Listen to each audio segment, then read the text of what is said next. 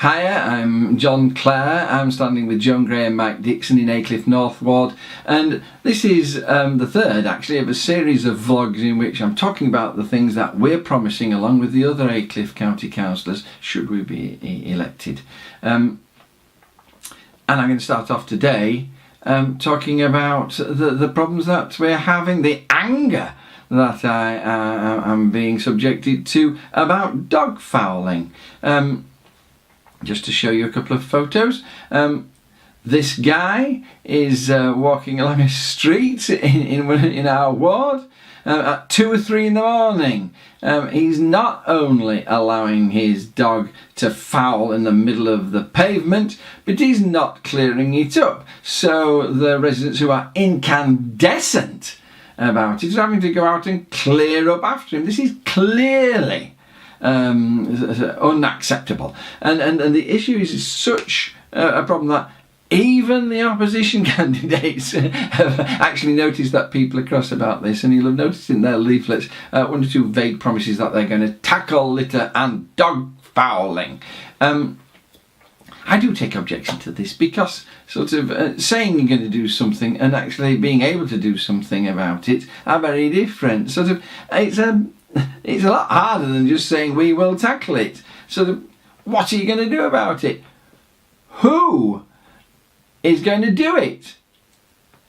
If a resident will report their neighbour, then we can send round a warden and they will get a £40 fixed penalty notice. But who wants to dob in their neighbour? I mean, some of these dogs are very large and aggressive dogs, and they have equally large and aggressive neighbours, and people are wary, and I don't blame them. It must be clear that we can't have wardens hanging around at 2 or 3 in the morning on the off chance that somebody might pass and might happen to let their dog foul the pavement. And so these, we will deal with it, they're just empty promises. Joan Gray, Mac Dixon and I have been addressing this aggressively for the last 4 years. We've put in a lot of extra dog bins, and you must have noticed those. Did you know that you can use ordinary bins as well? If you pick up with one of those little doggy bags, you can drop it in an ordinary bin. There's no problem. The people are now equipped to be able to deal with them when they take them away.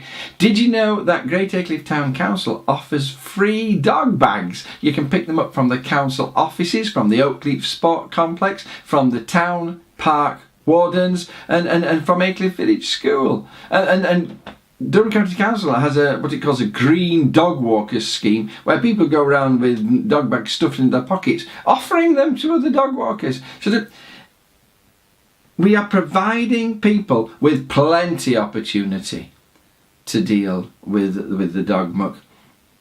Sort of the problem is a residual of people who are too posh to pick up, or too lazy to pick up, who don't think it applies to them for some particular reason you can't understand. So you are left with this problem. How realistically might we address this? If we're going to promise to deal with dog fouling, how realistically might we do so? I've got some ideas. One, I think if I get elected, you're going to see some kind of awareness campaign. I think we need leaflets and photos and articles and appeals in the news. I think we need leafleting and doorstepping in specific streets where this is becoming a problem. We need to shame perpetrators, even if we can't find them, we need to shame them into doing the right thing. We need to identify them and get the wardens round there. One other thing I'll talk about is that later this year, Operation Spruce Up is coming to Newton Aycliffe. This is where the County Council sends in a fairly large team of people to work with local people, campaigners, to smarten up the area. It's not just about dog fouling, it's about anything, sort of abandoned areas, litter traps and all that kind of thing. But we can identify dog fouling as one of the specific issues we want that team to address, and let's get some resources thrown at it, make it a priority. I think the other thing I'd like to say about this is,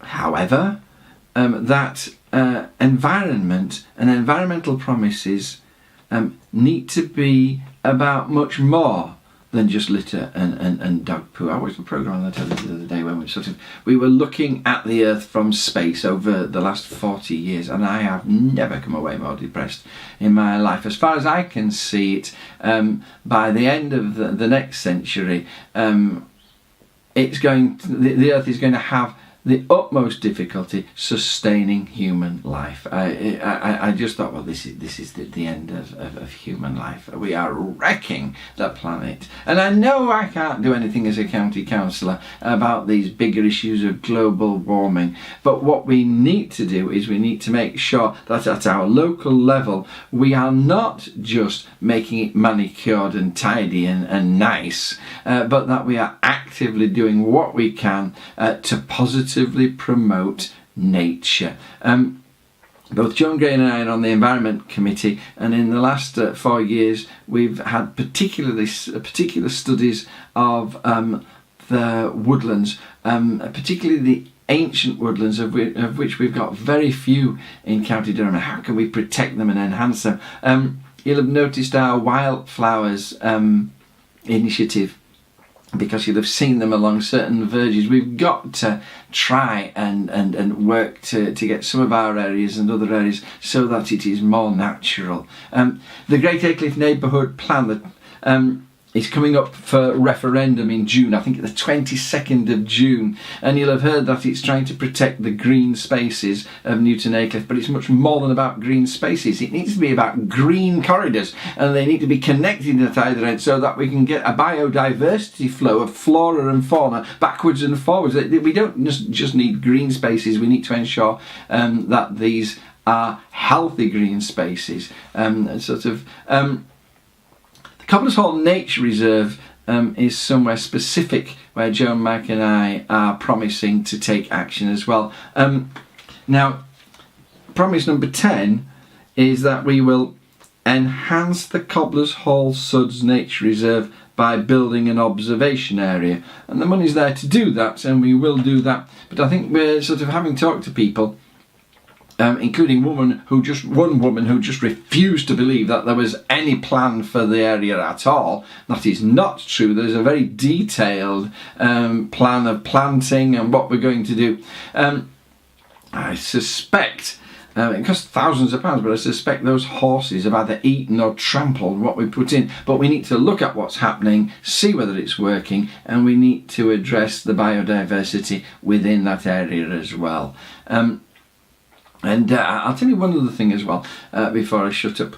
We need to deal with the consequences of climate change.